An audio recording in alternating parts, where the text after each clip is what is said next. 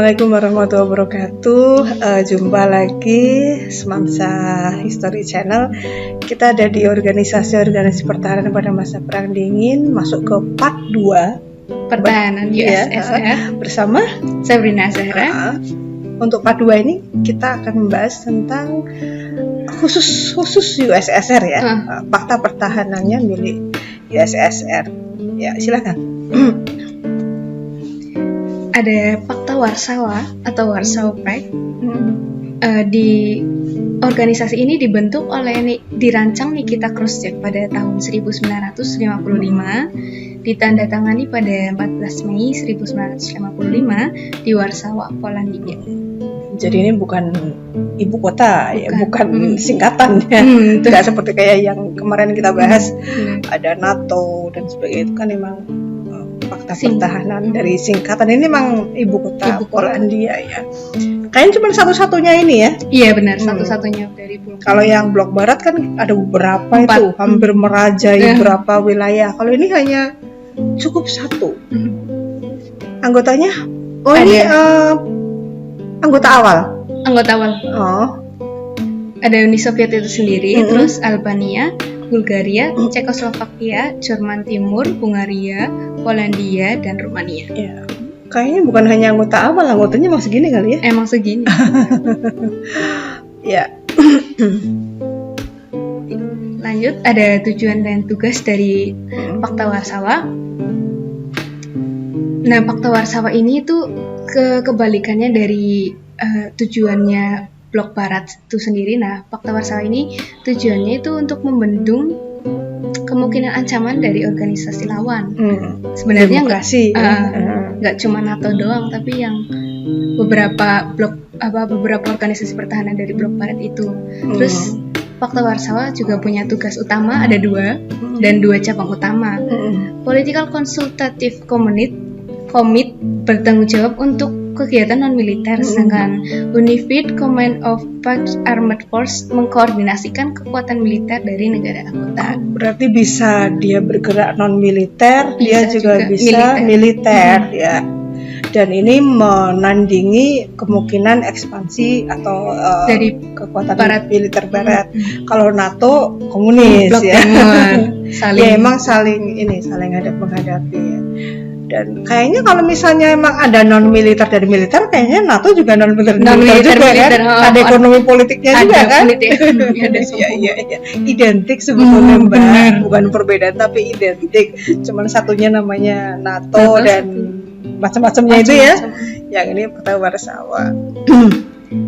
Selanjutnya ada. Itu juga ada saling membantu ya. Ada saling membantu ya dalam juga sama kan? Sama kayak sama. Oke. Ada konflik internal Fakta Warsawa. Rupanya di dalam juga nggak kompak kali ya. Coba kita akan kaji konflik internalnya. Di tahun 1956 itu awal mula terjadinya konflik pertamanya. Padahal lahirnya tahun 54. 56 sudah muncul konflik 2 tahun setelah terbentuk. Ya. Nah, saat itu ada demonstrasi anti Soviet di Hungaria. Hungaria komunis ya? Komunis. Negara anggotanya dan komunis. Oke.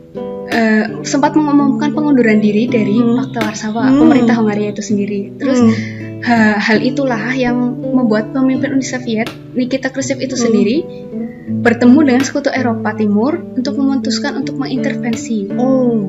Lalu seminggu berikutnya, pasukan Soviet dan Hungaria dibantu pasukan keamanan 2 negara untuk menekan seluruh perlawanan di Budapest, ibu kota Hungaria, dan menyeret Hungaria untuk kembali menjadi negara anggota Fakta Warsawa.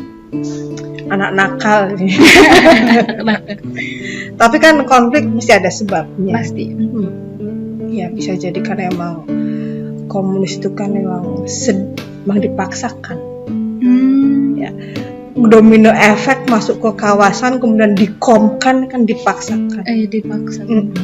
Sesuatu yang dipaksakan memang nggak baik. Susah ya. Apalagi yang dipaksakan yang jelek-jelek. Iya benar. Kalau dipaksakan yang bagus nggak masalah. Benar. Oke. Konflik yang lainnya lagi tahun ada di 1961 negara Albania. Nah, negara Albania ini termasuk negara anggotanya juga. Nah, Albania itu memutuskan hubungan diplomatik dengan USSR karena perbedaan ideologis. Wow, bukankah sama-sama komunisnya? Iya, emang sama-sama komunis tapi mungkin satunya komunis. Oh iya, komunis yang Cina, lebih condong ke Cina. Satunya komunis Marxis. Iya, Nikita Khrushchev itu pernah membedakan dua ideologi komunis. Komunis gaya petani dan komunis gaya buruh. Komunis gaya petani itu gayanya komunis Cina, sedangkan komunis gaya buruh itu komunis gaya Uni Soviet. Itu Nikita Khrushchev yang membedakan. Jadi sama-sama komunis tapi bangkit awalnya itu dari beda dukungan.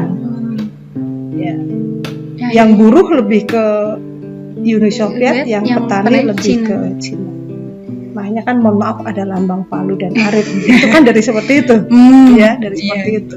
Palu itu berarti maksudnya yang buruh, arit itu yang petani. Yang petani. Karena alat itu kan banyak digunakan oleh petani. Ya, seperti itu. Ya. Terus yang ketiga ada konflik di Praha tahun 1960. Di ibu kota Cekoslovakia. Iya. Ibu kota Cekoslovakia. Ini setelah Uni Soviet tumbang dan mereka lepas dari USSR, Cekoslovakia itu menjadi Ceko dan Slovakia, menjadi dua negara. Dipecah. Awalnya Ceko dan Slovakia, kemudian menjadi Czechoslovakia, back to basic Cekoslovakia. Ya. Konfliknya? Ada liberalisasi reformasi politik dan budaya yang dikenal sebagai musim semi Praha terjadi di Cekoslovakia. Nah, para pemimpin Soviet ini diancam oleh reformasi untuk menduduki negara itu, mengirim pasukan Pakta Warsawa untuk menduduki negara itu pada bulan Agustus. Di Praha, penduduk dengan tenang menentang, tetapi pendudukan akhirnya berhasil membangun kembali rezim komunis. Oh, berarti ini intinya Cekoslovakia itu ada kesan ingin meninggalkan komunis ya, untuk kemudian masuk ke reformasi politik, masuk ke alam liberal ya. Tapi rupanya lebih kembali ditekan oleh kekuatan komunis. Ini berarti militer Warsawa, militer Pakta Warsawa, militer Uni Soviet hakikatnya udah masuk mengintervensi ke wilayah negara yang lain, walaupun itu negara satelitnya, tapi kan tetap sebenarnya tidak bisa. Iya, cuman karena mereka dianggap menjadi masih dalam satu anggota, dianggapnya sah-sah saja ya mengintervensi negara lain. Nah, okay. Ini merupakan bukti bahwa di dalam Pakta Warsawa sendiri nggak kompak. Benar. Nggak kompak, ada konflik, dan kayaknya Pakta Warsawa memang terlalu menekan negara anggotanya. Ya, oke. Selanjutnya, ini gambar tentang keterangan tentang konflik yang terjadi di Cekoslovakia. Ini tentunya militer Pakta Warsawa ya, militer Rusia terutama ya, yang menekan para pendemo yang di Cekoslovakia. Oke. Berakhirnya Pakta Warsawa. Berakhirnya Pakta ini tuh menjadi akhir dari aliansi militer, menjadi tanda dari kegagalan USSR sebagai blok kekuatan dunia. Nah, kekalahan USSR. Ada dua kekuatan ya, Amerika dan sekutunya, dan Uni Soviet dan sekutunya. Ternyata ini malah militernya malah nggak mendukung. Tidak mendukung. Iya. Sekaligus bukti kekalahan Uni Soviet dalam Perang Dingin. Benar. Terus pada 31 Maret 1991, 6 Menteri Luar Negeri dan Pertahanan negara-negara yang tergabung dalam organisasi Pakta Warsawa mengadakan pertemuan di Budapest untuk menyerahkan kendali atas pasukan Pakta Warsawa. Dan setuju untuk membubarkan Pakta Warsawa.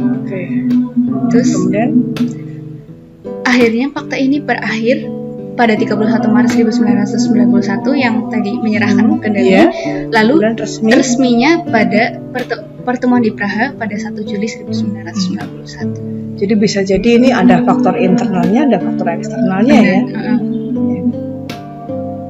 Dan memang ini slide yang sebelumnya ini merupakan titik-titik kelemahan dari fakta Warsawa. Dari dalamnya nggak kompak dia. Ini yang penting. Sebuah organisasi, sebuah apapun namanya, kalau dari dalam itu sudah lemah, ya udah tinggal menghitung hari. Iya. Menghitung hari, menghitung bulan, menghitung tahun, nyatanya faktanya bubarnya persis. Oke. Ini pelajaran yang berharga. Iya, pelajaran berharga bahwa segala sesuatu itu memang tidak bisa dipaksakan. Kompak itu perlu, bersatu itu perlu, ya. Oke. Ini sudah? Sudah. Oh ya, apa ini politik air hangat? Warm water, ya, warm water. Nah, politik air hangat tuh yang diusung oleh Rusia sendiri, Bu, untuk memperoleh pelabuhan yang nggak beku, yang tidak beku pada saat musim dingin berlangsung. Oh iya. Kan Rusia letaknya dekat kutub. Iya, selalu beku pelabuhannya. Benar. Padahal angkatan lautnya istimewa. Benar, iya. Mana mungkin bisa bergerak. Beku. Ya, oke, maka namanya adalah politik air hangat. Ya. Dan ini mengkhawatirkan Amerika tentunya ya. Tentu benar. Ya, kalau nggak salah arahan politik air hangat itu ke Laut Tengah. Iya, Laut Baltik. Laut Baltik, kemudian ke selatan Laut Tengah. Tapi kemudian dengan adanya NATO di Yunani dan di Turki, Yunani, Turki dan Timur Tengah, ini agak politik air hangat agak begitu tersendat, sulit. Ya, sekaligus itu kan untuk Amerika memotong pakai politik containment supaya politik air hangat itu tidak bisa terwujudkan oleh Uni Soviet. Selanjutnya, ya ini tadi ya. Iya, benar. Oh, Rusia pernah menjalankan misinya dengan berperang melawan Turki. Iya betul, karena emang Turki kemudian kan Laut Tengah. Iya. Oh, udah Laut Tengah ke barat udah masuk ke blok barat. Udah kekuatan NATO semua. Makanya di Laut Tengah itu kan semua masuk ke NATO semua. Iya benar. Masuk ke NATO semua. Ya, emang kalau melihat geomiliter kayak gitu kayaknya asik sekali sebetulnya. Cuma nanti di perguruan tinggi. Demikian pembahasan kita organisasi pertahanan masa perang dingin. Mohon maaf apabila ada kesalahan. Kita akan jumpa di materi yang lain. Assalamualaikum warahmatullahi wabarakatuh.